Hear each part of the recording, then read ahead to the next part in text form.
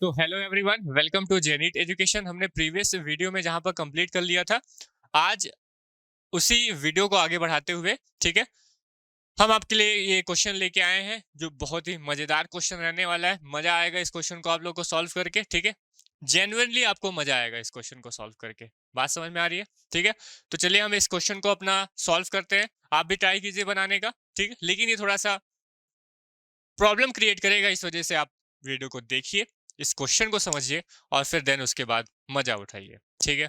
तो चलिए समझते हैं क्वेश्चन बोलना क्या चाह रहा है। क्वेश्चन बोलना चाह रहा है, the angle of elevation on the top of the minor from the foot of the tower of the height H is alpha. ठीक है, एक टावर है जिसकी हाइट हमें एच दी हुई है, एक टावर है जिसकी हाइट हमें एच दी हुई है। वहां से एंगल ऑफ एलिवेशन एक माइनर के बीच में, एक माइनर है और एक टावर के बीच में जो एंगल ऑफ एलिवेशन हमें देखने को मिल रहा है वो अल्फा का देखने को मिल रहा है। किसका? अल्फा का हमें देखने को मिल रहा है। And the tower subtend N angle beta from the top of the minar. ठीक है, माइनर से एक एंगल हमें सबटेंड हुआ दिख रहा होगा जिसे हमने एंगल बीटा बोल देना है। हमें फाइंड करना है हाइट ऑफ माइनर, माइनर की हाइट कितनी होगी ये हमें फाइंड करना है। बहुत ही मजेदार क्वेश्चन है। चलिए हम इसको सबसे पहले फिगर ड्रॉ करते हैं इसका, ठीक है। तो यहीं पे हम फिगर ड्रॉ करेंगे, तो हम इसको मिनिमाइज कर लेते हैं और यहाँ पर समझिएगा फिगर हमारा क्या बोल रहा है। तो सबसे पहले the angle of elevation on the top of the minor from the foot of the tower of the height H is. ठीक है, तो हम क्या करते हैं, सबसे पहले हम यहाँ पर एक टावर ड्रॉ करते हैं। हम यहाँ पर हमने एक टावर ड्रॉ कर लिया, ठीक है। इस टावर की हाइट कितनी है? स्मॉल एच है। इस टावर की हाइट हमारे पास स्मॉल एच है। इसका नोमेनक्लेचर भी हम अभी कर देते हैं, ए बी बोल देते हैं, ठीक है। नेक्स्ट हमारे पास एक माइनर है।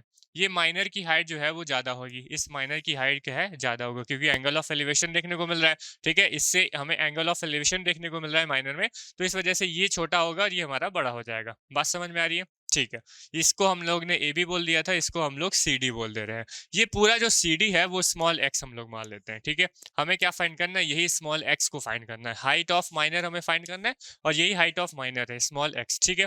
यहां तक बातें समझ में आ गई?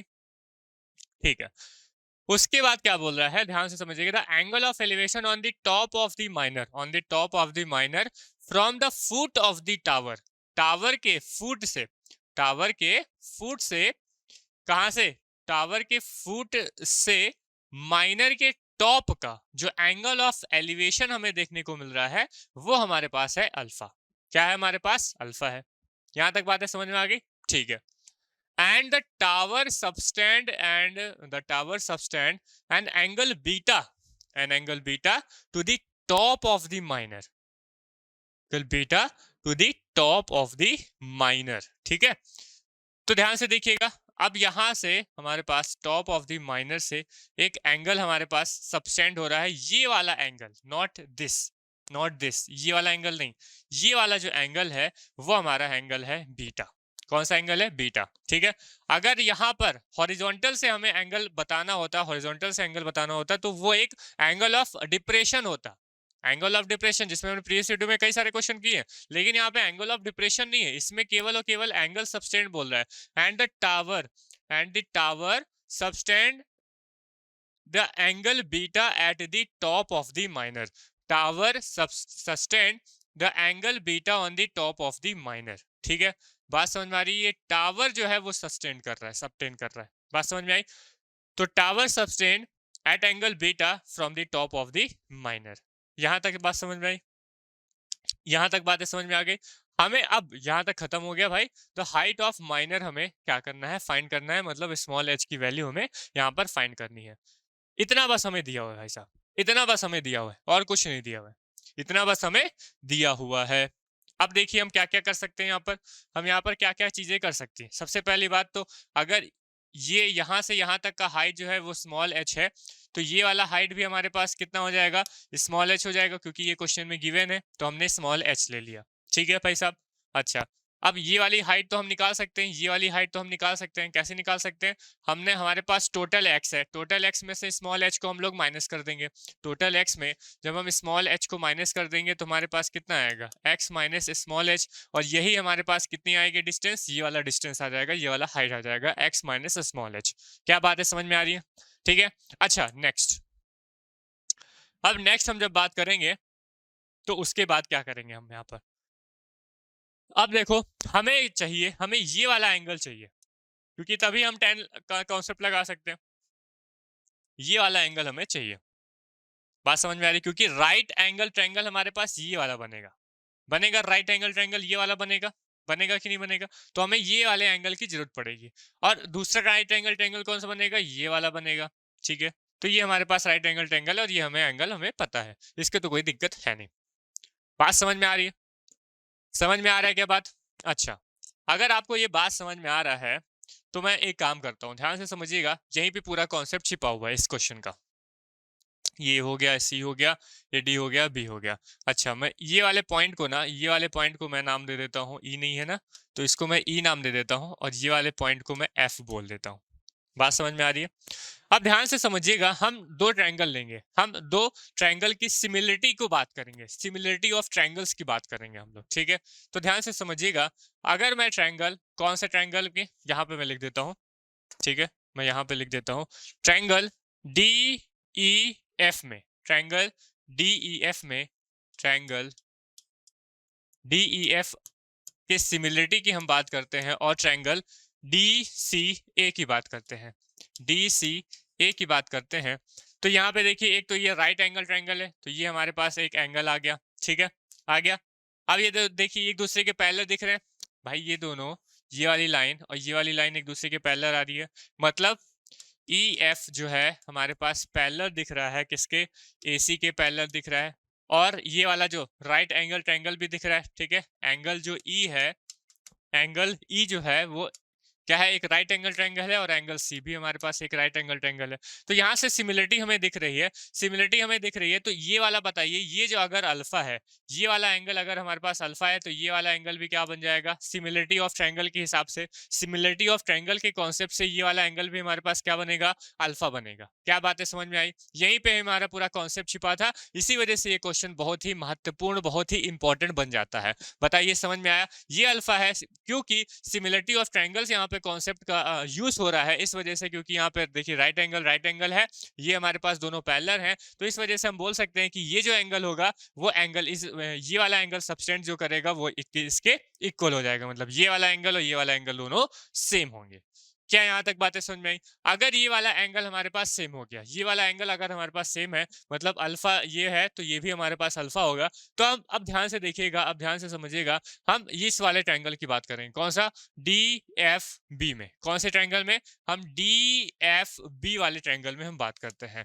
तो ट्रायंगल डी एफ बी में, डी एफ बी वाले ट्रायंगल की जब हम बात करते हैं, तो हम ये जानते हैं कि हमारे पास जो ट्रायंगल के दो अंदर वाले जो कोण है, ट्रायंगल के जो दो एंगल वाले अंदर वाले जो एंगल हैं, ये दो एंगल, ये वाला एंगल और ये वाला एंगल, इस दोनों का सम जो होगा वो एक्सटर्नल एंगल के बराबर होता है कि नहीं होता है? ठीक है, ये होता है क्या? एक ट्रायंगल में अगर हमारे पास दो इंटरनल एंगल का सम, दो इंटरनल एंगल का सम एक एक्सटर्नल एंगल के सम के बराबर होगा कि नहीं? दो इंटरनल एंगल का सम एक्सटर्नल एंगल के बराबर होगा कि नहीं होगा? अगर ये मान लेते हैं ये हमारे पास थीटा है, और यही हमें फाइंड करना है, ये जो थीटा है, उस थीटा मतलब हम क्या बोल सकते हैं कि ट्रायंगल डी एफ बी में हम ये बोल सकते हैं कि थीटा प्लस बीटा, क्या लिख सकते हैं हम लोग? थीटा प्लस बीटा जो होगा वो इक्वल होगा किसके? अल्फा के इक्वल हो जाएगा। क्या बात समझ में आई? थीटा प्लस बीटा जो होगा, इन दोनों का सम, दो इंटरनल एंगल का जो सम है वो एक्सटर्नल एंगल के सम के, मतलब एक्सटर्नल एंगल के बराबर होगा। तो थीटा प्लस बीटा जो होगा वो अल्फा के बराबर हो जाएगा। हमें एक्चुअली में यहाँ पर थीटा वैल्यू फाइंड करनी थी, तो थीटा कितना आ जाएगा? अल्फा माइनस बीटा आ जाएगा। थीटा की वैल्यू कितनी आ जाएगी? अल्फा माइनस बीटा हमें यहाँ पर दिख रही है, ठीक है।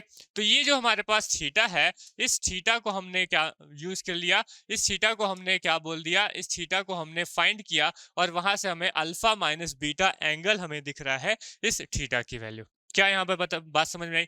ये हमारे पास एक एक्सटर्नल, एक अलग का कॉन्सेप्ट, एक अलग का जो सिमिलरिटी वाला ट्रायंगल था, और उसके बाद ये ट्रायंगल के कॉन्सेप्ट को यूज करते हुए हमने यहाँ पर एक अलग कॉन्सेप्ट को यूज किया और समझा, और यहाँ से हमने एक वैल्यू निकाल दी, ये वाले एंगल की वैल्यू निकाली, अल्फा माइनस बीटा आ रही है।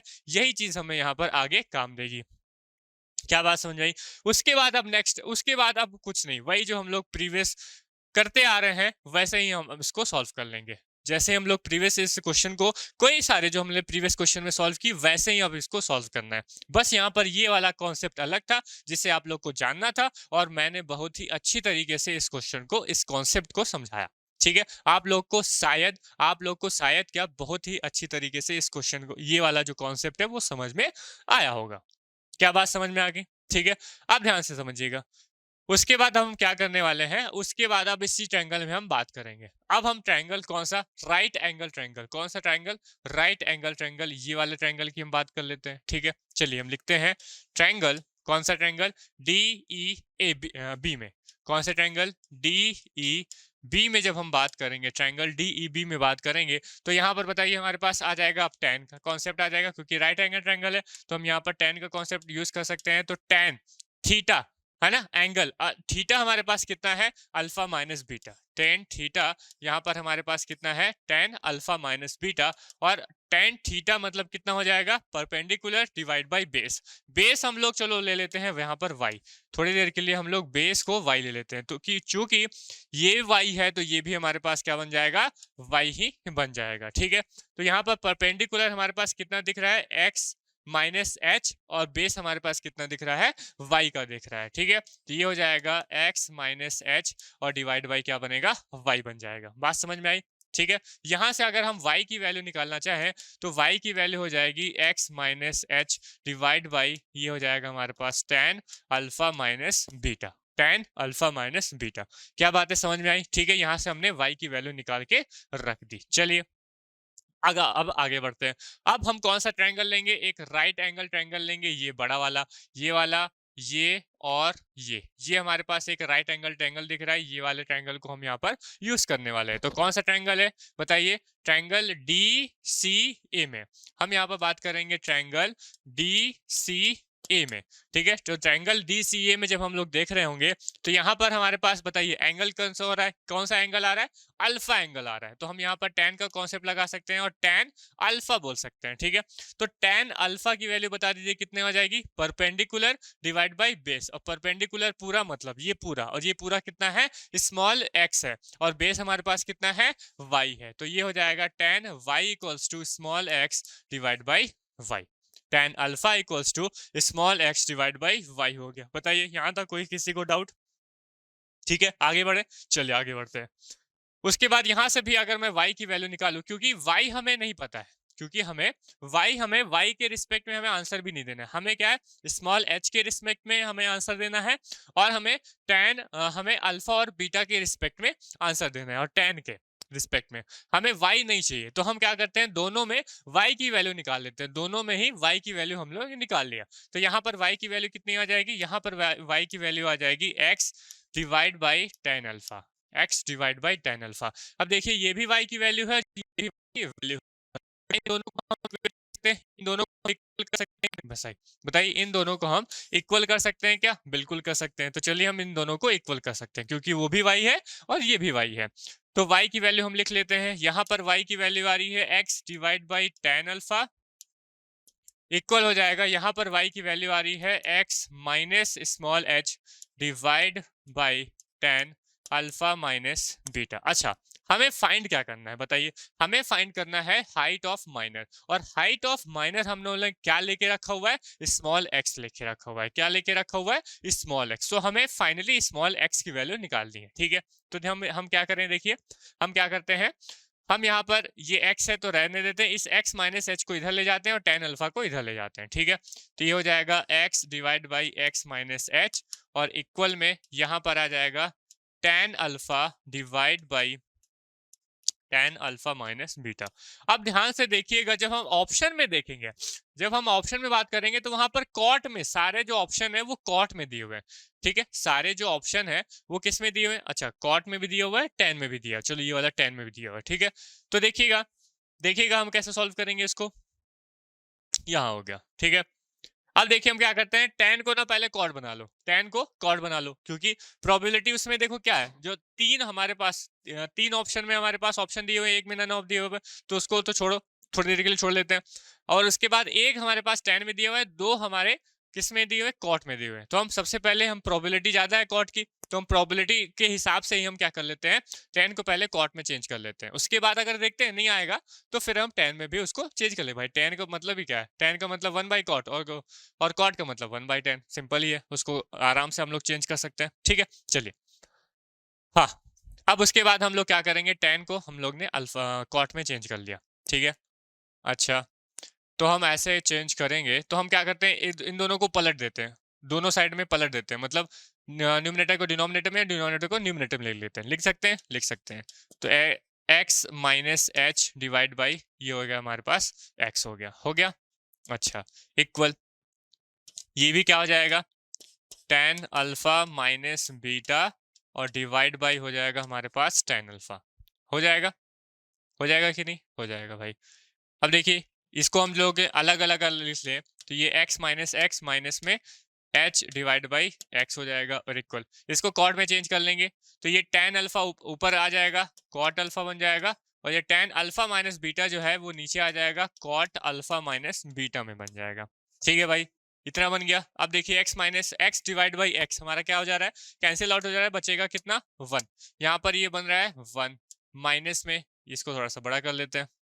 ठीक है, 1 माइनस ये बनेगा h divide by x equal h divide by x. ठीक है, इक्वल यहाँ पे बनेगा हमारे पास cot alpha divide by cot alpha minus beta हो जाएगा। ठीक है, अब देखिए क्या कर लेते हैं हम इस 1 को, अब देखिए माइनस h बाई एक्स को हम इधर ले जाते हैं और cot alpha divide by cot alpha minus beta को उधर, तो ये बनेगा हमारे पास 1 minus cot alpha divide by cot alpha minus beta. यहां से हमारे पास वैल्यू आ रही है h बाई एक्स की, वैल्यू किसकी आ रही है, h बाई एक्स की। यहाँ पे एलसीएम ले लेते हैं, तो एलसीएम ले लो तो ये बन जाएगा कॉट अल्फा माइनस बीटा और माइनस में क्या बनेगा, कॉट अल्फा बनेगा, डिवाइड बाई यहाँ पर रहेगा कॉट अल्फा माइनस में बीटा, और इसकी वैल्यू है h बाई एक्स। क्या वैल्यू है, h बाई एक्स। हमें x की वैल्यू निकालनी है तो हम एक बार फिर से पलट दो भाई। ठीक है, पलट दो एक बार फिर से, मतलब न्यूमरेटर को डिनोमिनेटर में, डिनोमिनेटर को न्यूमरेटर में लिख लो। ठीक है, तो सबसे पहले हम इसको लिख लेते हैं, तो ये बन जाएगा h बाई एक्स, क्या बनेगा x बाई एच बन जाएगा, और यहाँ पे हमारे पास ऊपर में आ जाएगा कॉट अल्फा माइनस बीटा और नीचे में रहेगा कॉट अल्फा माइनस बीटा और माइनस का कॉट अल्फा रहेगा। ठीक है, हमें चाहिए क्या, x की वैल्यू, तो हम इस h को इधर ले जाते हैं, तो x की फाइनल हमारे पास वैल्यू आ रही है स्मॉल h ब्रैकेट में cot alpha minus beta, cot alpha minus beta और divide by cot alpha minus beta, और ये बन जाएगा माइनस का कॉट अल्फा। बात समझ में आई? तो यहां से हमें ये जो x है यही हमारे पास क्या है, हाइट ऑफ, ये हमारा क्या है, हाइट ऑफ माइनर है। ठीक है, हाइट ऑफ माइनर है, और देख लेते हैं हाइट ऑफ माइनर की एक्चुअली में हमारे पास जो ऑप्शन है वो कौन सा ऑप्शन सही दिख रहा है, तो ये देख लेते हैं small h cot alpha minus beta divide by cot alpha minus beta minus cot alpha आ रहा है। चलिए देख लेते हैं कौन सा ऑप्शन जो है हमारे पास सही दिख रहा है। यहाँ पे देखिए